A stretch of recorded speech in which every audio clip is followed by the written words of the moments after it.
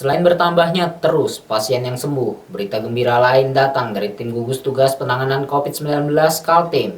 Untuk pertama kalinya setelah pertama diumumkan adanya penyebaran virus corona di Kaltim per hari Sabtu 16 Mei, tidak ada penambahan pasien dalam pengawasan atau PDP.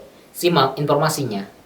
Tidak adanya pertambahan PDP memberikan gambaran pasien dalam pengawasan hanya tinggal yang sedang menunggu hasil swab laboratorium di Surabaya, yaitu sebanyak 190 orang, dan sambil menunggu pengumuman hasil swab mereka masih diisolasi di rumah sakit. PDP biasanya muncul dari hasil rapid test orang dalam pengawasan yang menunjukkan status reaktif. Namun meski tidak ada PDP pada hari Sabtu 16 Mei 2020, menurut PLT Kepala Dinas Kesehatan Kaltim Andi Muhammad Ishak, masyarakat tetap harus waspada karena tren pertambahan kasus virus corona masih terus menunjukkan peningkatan jumlah yang terkonfirmasi positif. Kasus COVID-19 ini masih terus berlangsung dan trennya untuk Provinsi Kalimantan Timur ini masih terus terjadi peningkatan. Ya. Oleh karena itu kami senantiasa menyampaikan untuk masyarakat untuk tetap waspada, tidak panik, ya, dan tentunya untuk senantiasa untuk bisa menerapkan prinsip-prinsip sosial dan physical distancing dengan ketat, ya, dan itu kembali kepada kita semua, karena risiko yang kita dapat timbulkan apabila kita tidak mengikuti anjuran ini, ya itulah kita kemungkinan besar kita akan tertular, apalagi kalau kita banyak beraktivitas nanti di dalam kerumunan banyak orang atau melakukan kegiatan-kegiatan yang dalam jumlah besar di sekitar tersebut. Nah, tentunya upaya-upaya yang perlu kita jaga adalah bagaimana kita bisa menjaga untuk tidak tertular.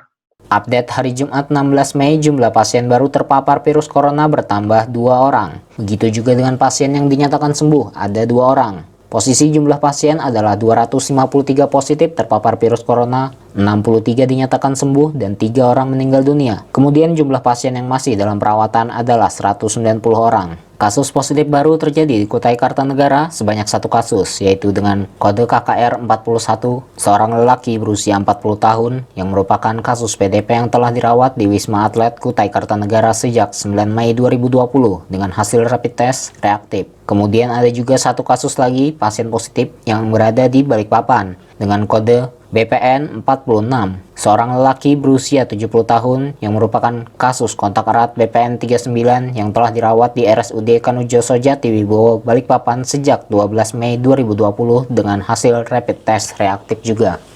Mengenai kasus sembuh sebanyak 2 kasus, seluruhnya dari Pasir. 1 orang adalah seorang lelaki berusia 28 tahun. Kasus berasal dari klaster goa yang telah dirawat di RSUD Panglima Sebaya sejak 11 April 2020.